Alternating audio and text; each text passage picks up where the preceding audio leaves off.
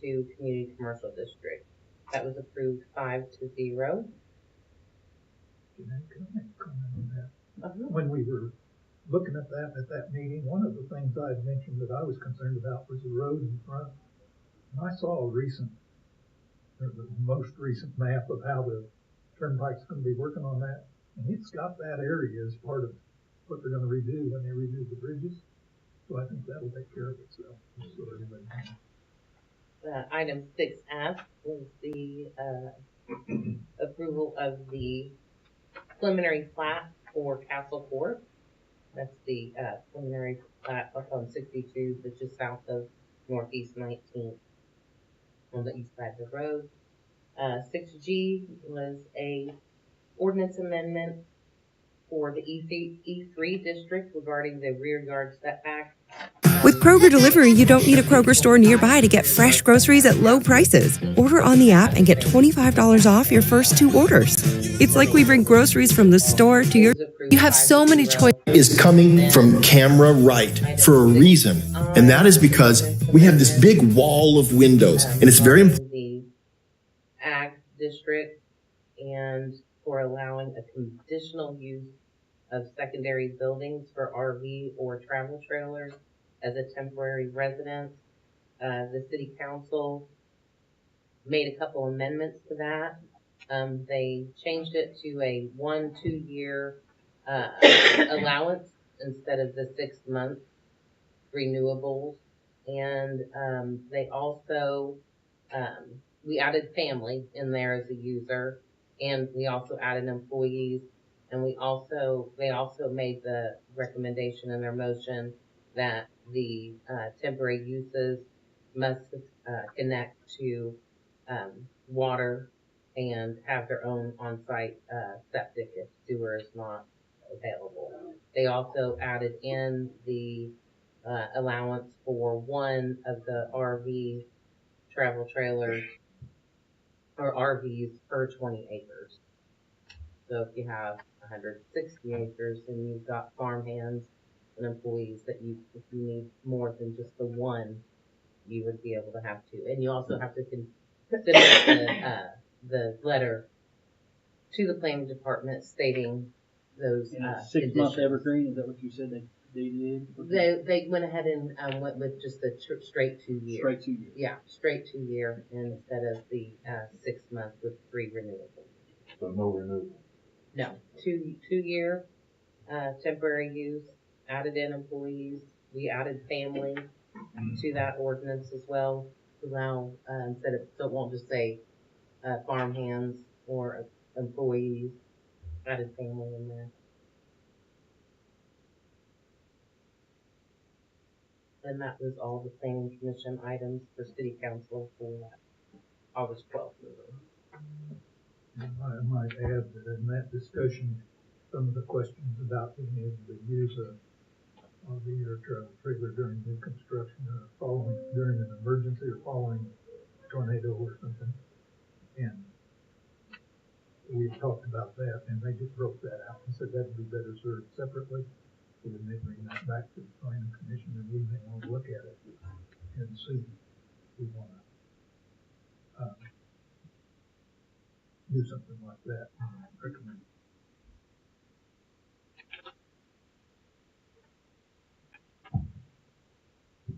Hopefully there are any continuing requests.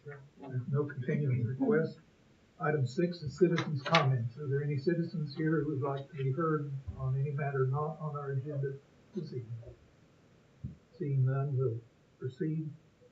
Lot split deed approvals.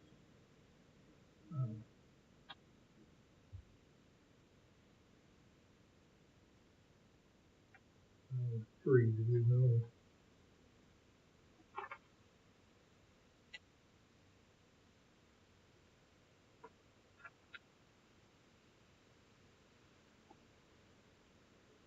Fourth and Walker, is that west of the Julie again, our planner that did these lot split deed approvals, she can speak to them if you have any questions. On the No. on the Walker, or Northeast 4th Street in Walker, is that just east of the junior high? North, when you go towards the animal shelter, Right.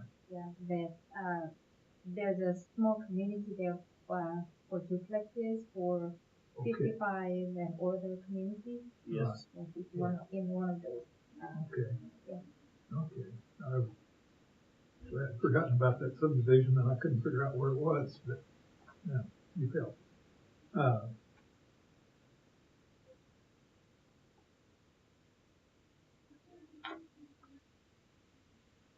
Does anyone have any other questions? Thank you. Thank you. Item number 8 is a public hearing to consider an application for rezoning from agriculture to PUD planned unit development for Benjamin and Carla Rice located in the.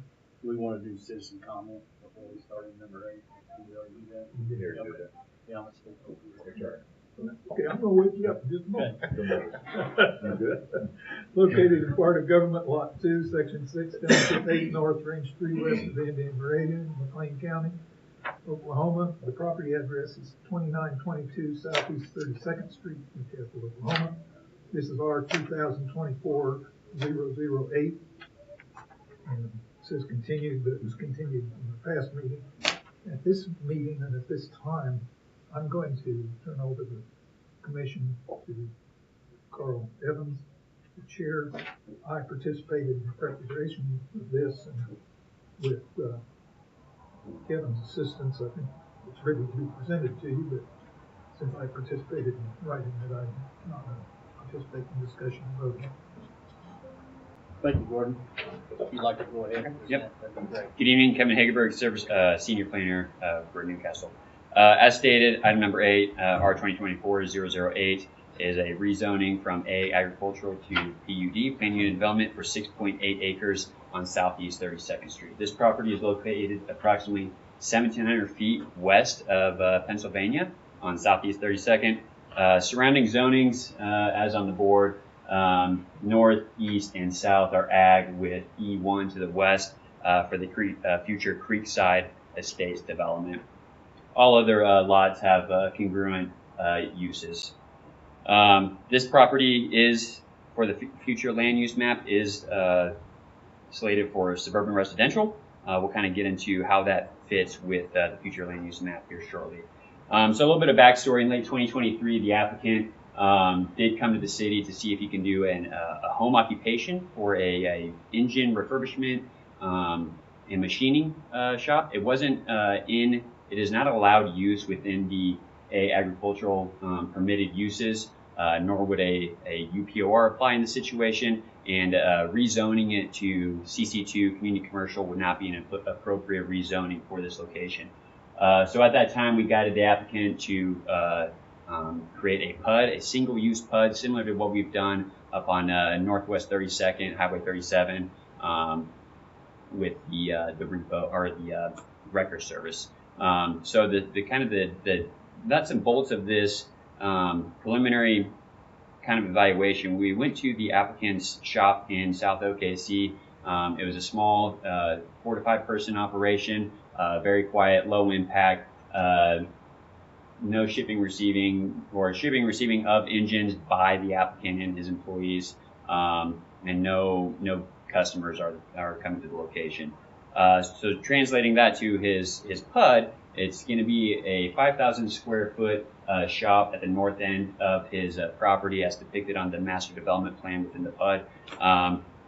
It will require parking per our regulations. It will be an insulated building to reduce any other decibels that might escape during his operations. And also important note that this PUD will not exclude or prohibit any of the existing general agricultural uses that exist. This PUD is solely so that the applicant can operate his home occupation on his property.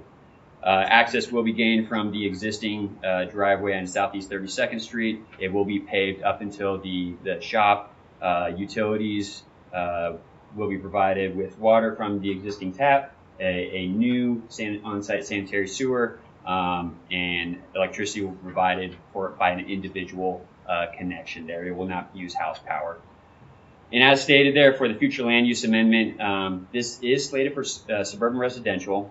It has numerous uses, which are single family and multifamily detached and attached housing. But it does have a possible zoning of PUD, plan unit development. This would not conflict with any of the future land uses because it does have a portion in there for neighborhood scale commercial. And then the scope of his operation does kind of fit within what we'd expect that to be. City staff supports and recommends approval of our 2024-008, and the applicant is present to discuss any parts you might have questions on. Okay. Do any commissioners have any comments again? Where's the building going to be? Where's the building going from your house then? From my house, it's going to be on the. First of all, my name's Ben Rice, 2922 Southeast 32nd Street. Thank you so much. The building is going to be 244 feet north of my house. It's going to set back approximately 104 feet south of Southeast 32nd Street. Okay. And it's 5,000 square feet, is that correct? Yes, sir. Is it a metal building? It is a metal building. The insulation is going to be a spray foam insulation, so it would reduce any kind of noise if there happens to be any noise.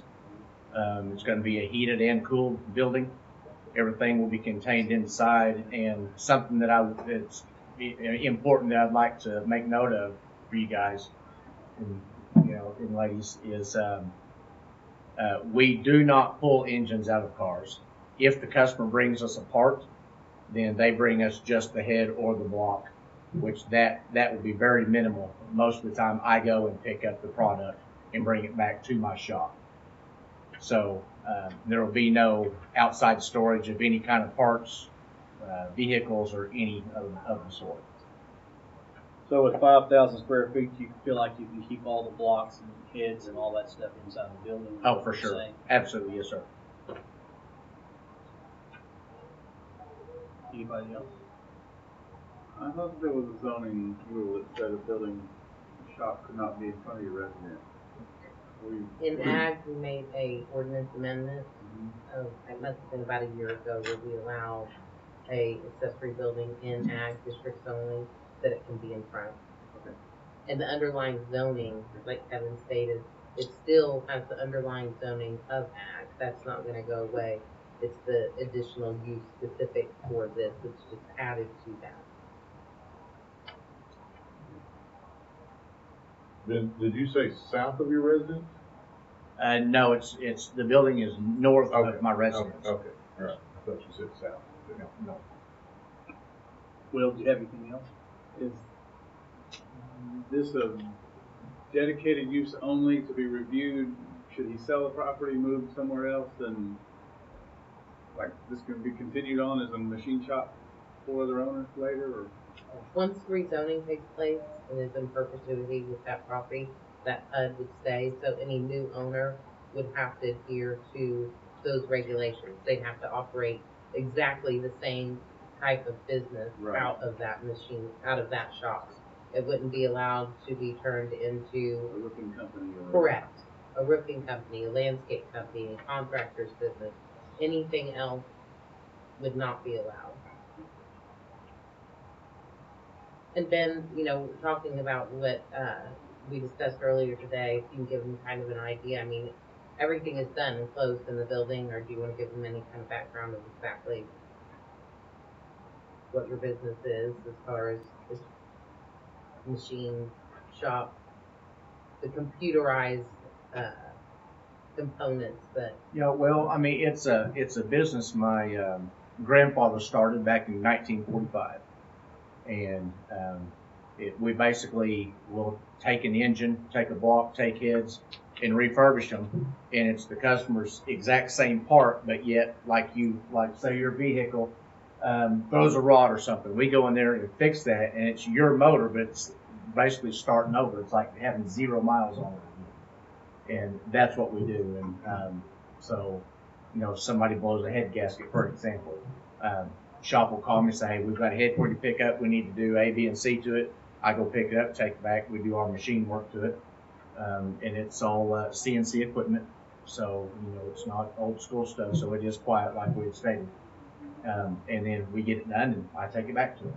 So you get your parts from, I take my cars to Baker. I'm just going to use that because it's right down the street. I take my car to Baker. They have a problem. Baker's the one that calls you. So you don't have people pulling in your parking lot, just bringing like Baker's does. Like, they're right on Main Street, got a problem, you just pull in there and say, hey, this is what's going on. That is correct. Okay. You'll take your car to Baker and say, hey, I've got such and such wrong. I don't know what it is. Mm-hmm. Well, Baker will call you and say, yeah, you've got a bloated head gasket. You need such and such done. Okay. So at that point you say, yeah, I approve that, because Baker will call me and ask how much. You get the approval. Then Baker calls me, and then I go pick the head up, take it back, do such and such, and then take it back to him, and you're a happy customer.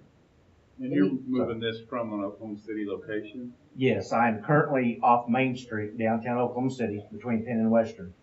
And the area down there is getting really bad. And so I had the opportunity, I had a guy come by and offer me basically cash money to sell the building, and it was one of those situations where I'm the idiot if I don't jump on it. And so here we are. Anybody else? Any public comment on this rezoning?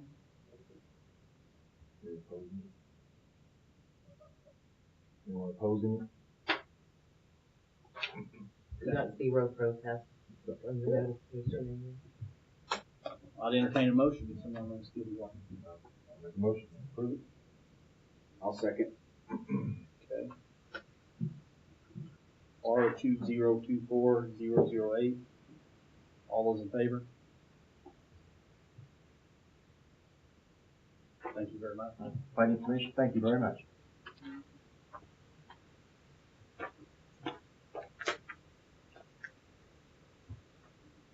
You might tell Gordon to come back Yeah. in. Moving on to item 9. Yes. Yep.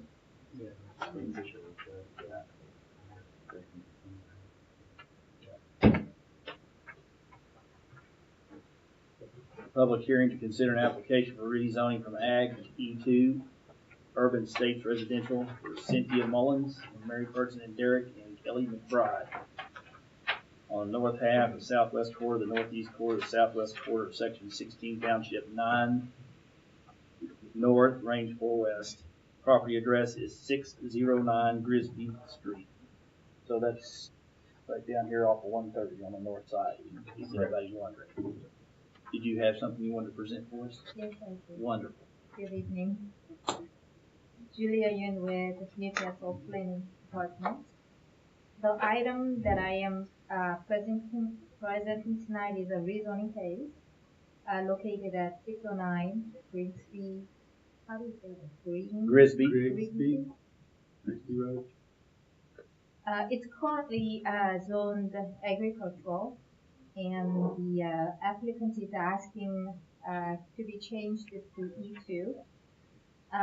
The owners are Kelly and Derek McBride, and the owner, they have owned this since 2021, I believe, and they are planning to do a lot split once the rezoning is approved. And this is a 5-acre lot. There is already a house on it, and they are planning to divide it into 1-acre lot with the current residents on it, and keep the 4-acre lot for their dwelling for the future. They really wanted to do this because they learned during the pandemic that they wanted to be closer to their parents. So they decided to provide the existing home to her parents. I think it's her parents. Yes. And you probably know about this address, but to give you a little history of this area is that this is unrecorded subdivision, called the Newcastle Acres. And in the past, Planning Commission approved several rezoning in this area to provide families like the McBrides to be able to divide their land to build additional homes and to be able to use the existing manufactured homes as their dwelling. So there's has been some rezoning done in this area, and we really do not see any foreseeable negative impact in that area, and the rezoning meets the future land use regulations and the frontage requirements. The planning staff supports and recommends approval of 2024-009, and the McBrides are here to answer any questions.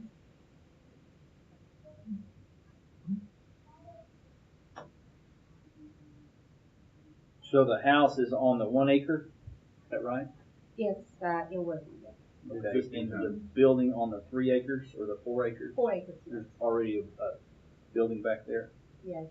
Okay. And I informed them to be careful when they put the property lines there to meet the minimum setbacks for the existing buildings as well. So they are well aware of that.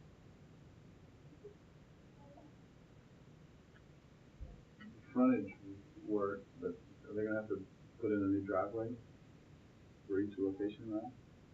Well, we talked about that as well, but as of today, the McBrides are wanting to use that existing driveway as a shared driveway, so they do not have to construct any additional driveways if it's okay. I think that as long as they have the frontage and can have a driveway, that'll meet the access requirements, which are basically in there to make sure you get a mortgage. Okay, somebody remind me what the width requirement is, I forgot. 100 feet. Thank you very much.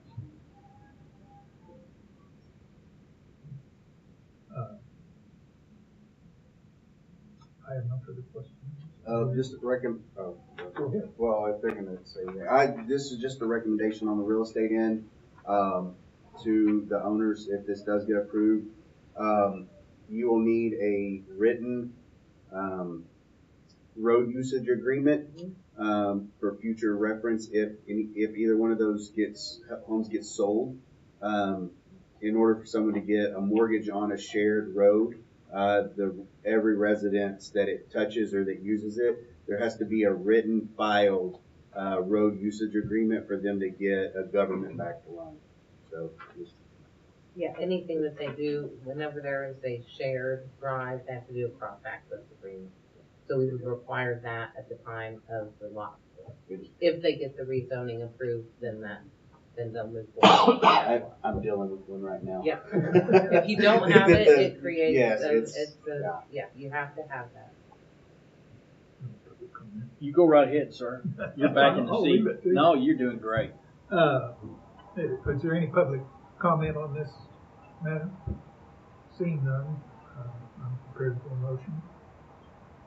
Make a motion to approve. That's a motion to approve. Do I have a second? I'll second. I have a motion and a second to recommend approval of this rezoning. All in favor signify with an upraised hand. Be unanimously approved. Thank you, Julie. Item number 10 is a public hearing to consider an application for rezoning from agriculture to E3 residential estate district and an amendment to the land use map from general commercial to suburban residential for Shaw's Investment Group, LLC, PP Blue Ridge South, located in the northwest quarter of Section 7, Township 8 North, Range 3 West, in the Indian Meridian, McLean County, Oklahoma. The property address is 1/2 mile east of South May Avenue, then north on Southeast 44th Street. I think that's really May. That's really west on Southeast 44th Street. Kathy assumes fault with Oh, left, okay. This is R 2024-010. And good evening, Logan Gray, Newcastle Planning Department. The applicant, Kendall Dillon, on behalf of Shaw's Investment Group, has requested to rezone a 13.5 acre tract of land from A General Agricultural District to E3 Residential Estates District. So as I mentioned, the existing zoning for this parcel is A General Agricultural District. The surrounding zonings are to the north, General Agricultural as well, to the east, E3 Residential Estates, to the south, General Agricultural, and to the west, Agricultural as well. The parcel is currently vacant. The surrounding land uses include vacant and agricultural land to the north. To the east, there's single-family dwellings. To the south, there's vacant land and ODOT right-of-way. And to the west, there's also vacant and agricultural land. The current land use designation for this parcel, according to the Newcastle 2040 Comprehensive Plan of Future Land Use Map, is general commercial. This rezoning request is not consistent with this future land use designation, therefore a land use amendment is required. This parcel is a continuation of the existing Blue Ridge single-family residential subdivision to the east. The preliminary plat for Blue Ridge South has been received and comments have been sent to the applicant's engineers. Our engineering team is also working to address these comments. The preliminary plat will create 13 single-family estate residential lots. So although the preliminary plat is currently under review, the applicant wishes to move forward with the rezoning case and land use amendment in the meantime. The parcel fronts along Southeast 44th Street with access to State Highway 9. The parcel also has direct access along Blue Ridge Street running north and south, which will provide frontage and access requirements. There's a 6-inch water line that runs parallel to Southeast 44th Street on the north side. Because this parcel is within the 1,320 feet of this line, any residential development that occurs will have to connect to the water line at the owner's expense. City sewer is not currently available in the area. Therefore, each residence will require the use of a private sewage disposal facility approved by the Oklahoma Department of Environmental Quality. The lots proposed in the Blue Ridge South preliminary plat meet ODEQ's requirement of at least a half-acre lot size for the use of the septic system. So the first phase of Blue Ridge was platted in 2018, and phase 2 was platted in 2022. There are several other existing residential developments nearby, including Golden Pond Estates, which was platted in 1998, Diamond Estates platted in 2005. And so this shows a clear trend of single-family estate residential development in this area. Rezoning to E3 in this case would continue with this trend by allowing further large lot estate residential development.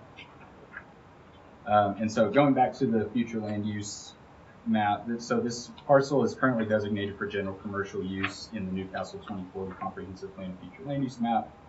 And like I mentioned, a land use amendment is required from general commercial to suburban residential in order to accommodate the single family residential development intended for the Blue Ridge South preliminary plat. Because this parcel abuts existing suburban residential development, a land use amendment can be supported. There are no foreseeable negative impacts on the surrounding area by rezoning this parcel to E3, as it already abuts several existing residential zoning districts. Staff supports and recommends approval of R 2024-010 and a land use amendment from general commercial to suburban residential for the Newcastle 2040 Comprehensive Plan and Future Land Use Map. I should also note that Mr. Dillon is here tonight to answer any questions you all might have. On the water line, a 6-inch line fronts, but in the Blue Ridge addition itself, the water line that runs back in there is an 8-inch, isn't it? I'm not exactly sure, but Let's get the engineer. Yeah. Thank you. Logan, I didn't mean to catch you on anything. I just. Good.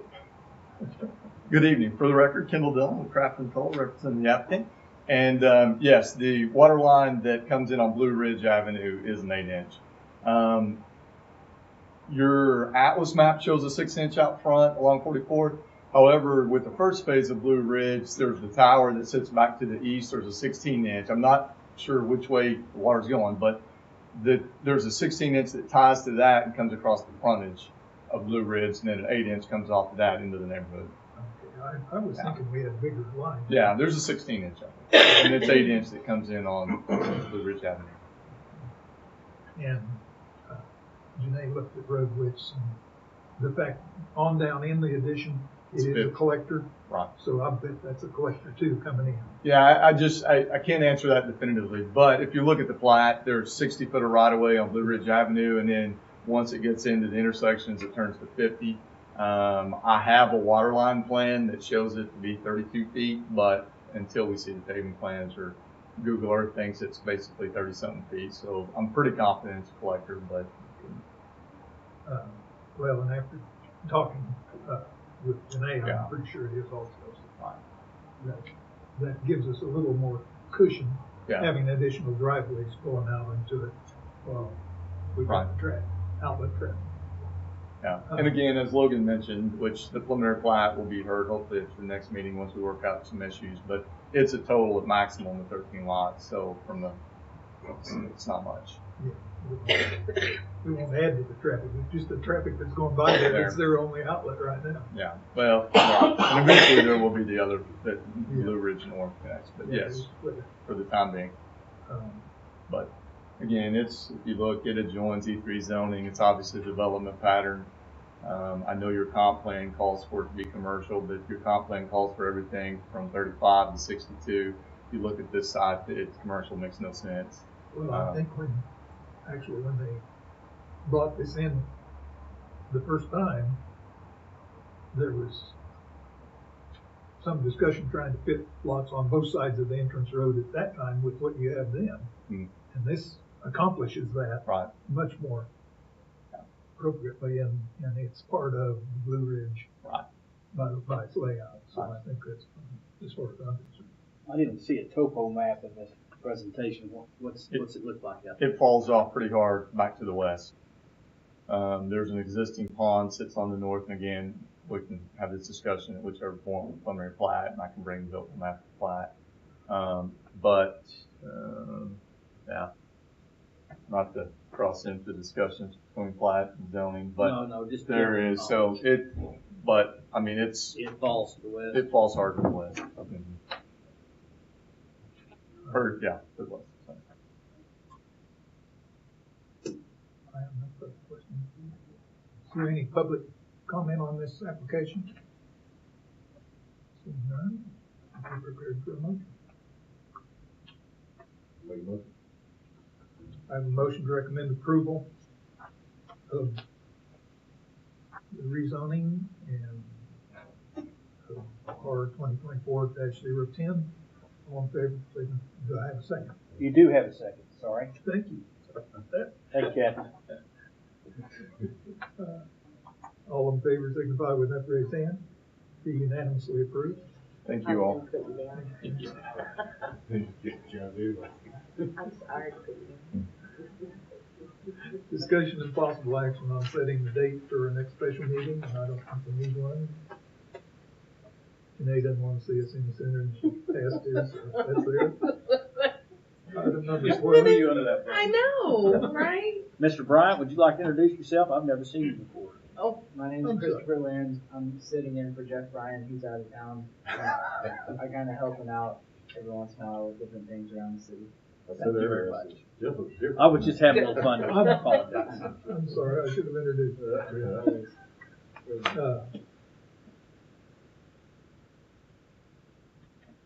New business. I mentioned earlier, and probably shouldn't have done it here. We may want to look at the availability of using an RV or motorhome as a temporary residence or during the construction of a residence. Some people have requested that sometimes. I think it would need to be limited and approved. And the real opportunity when it might be appropriate is if we have a disaster such as a tornado and people are rebuilding. Other than that, I'm not too strong on it, but you might think about that and we'll address it sometime in the future. So, I don't know that I've ever been through this here, because it's been so long, but how are things handled for emergency, measures here in the city? How quick can we do that? They can do it quick. In '99, they came in during the week after and approved, blanket allowed building permits and waived the fees on them to people whose homes were destroyed at the start. So the city's pretty good about calling special meetings and taking care of things. And that's how I think this would happen. If the city declared an emergency, then this would work. But I don't think we want it much more than that. No, I guess my only question is, do we want to wait till that happens, or do we want some framework now? Well, and that's a great question. Yeah. I don't know that I have the answer. It would. I mean, the city can just do it. Well, that's my but point. If we provided a framework, it would be ready and kind of a known opportunity. But what if we pass it? It goes into ordinance, right? Right. There's the problem, right? Or the success. I don't know which way to look at it. I don't know how we did that when we had the tornado with the 2011 or whatever hit over in this area over here, but there was the 2011. I don't know what it was. 13 had one that hit Richardson. Well, one was the one that hit the school here in this edition here. Was that 13? I don't remember. I think it was 13. You were right. I think it was 11. Okay. Yeah, it was before. If it hit a school, it was before I got here. Yeah, I thought it was 2011. But I know that there was a few in this edition in here. I don't know how we handled that, but it was a temporary basis or what. I don't know that they did anything special for that one. The damage was like, not as many homes. Right. I think they it was pretty much in this area right here. Yeah, and I think they just approved applications.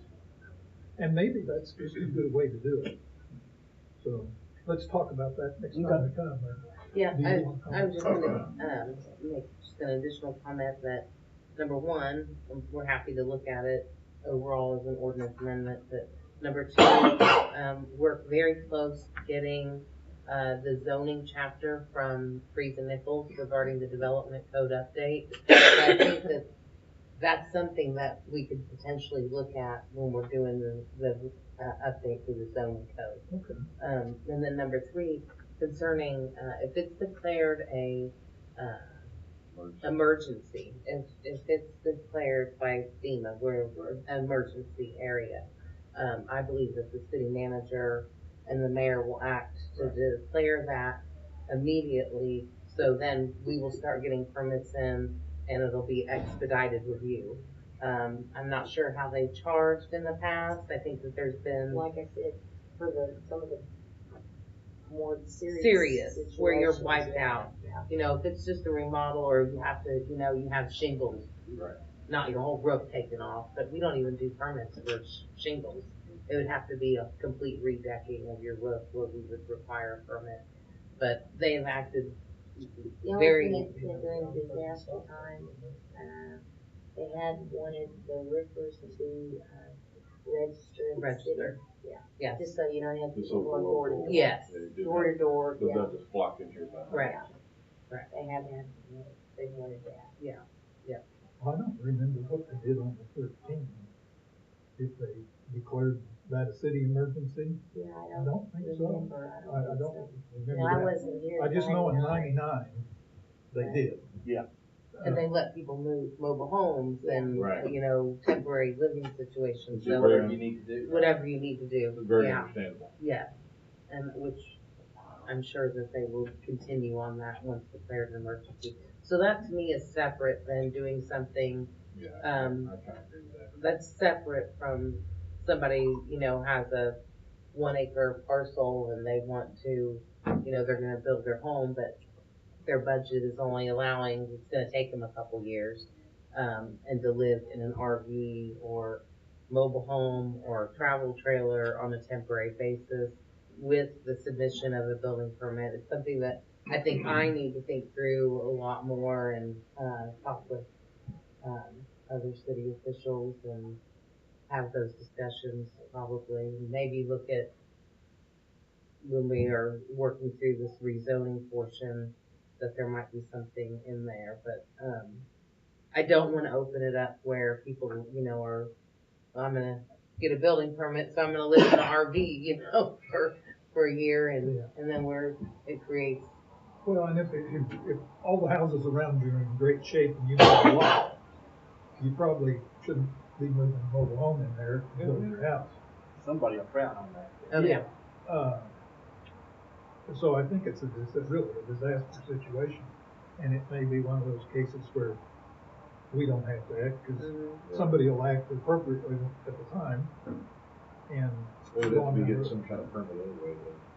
Well, I mean, 99, I built my shop building with an apartment in it, and they didn't require anything, but that was because of that emergency. There's something to be said to be able to live on your property while your house is being built due to theft. Okay. There's a $700,000 house down the road from me that was built 3 years ago for sale now, and they had to replace half of their lumber in the framing stage because it was all stolen. Yeah. They later put a camper on site. I don't think they lived in it, but it was an appearance that somebody's here. They slowed it way down. But they had a $70,000 claim, I believe it was, to replace lumber. Just, so I'm saying, it may not be the best looking thing or whatever, but for somebody to be able to daily come home and watch their stuff. How big a property was that, sir? 4 acres. It's on North 24th, the white farmhouse that McMahon sold. Southeast 24th. Okay, well, I'm just trying to figure out at what point that's relevant. I mean, if it's a half-acre lot, I don't know. Yeah, I mean, I don't know. Yeah, I think this on is an acreage just that basis, specific thing. They put a pop-up camper there with some cameras and stuff. So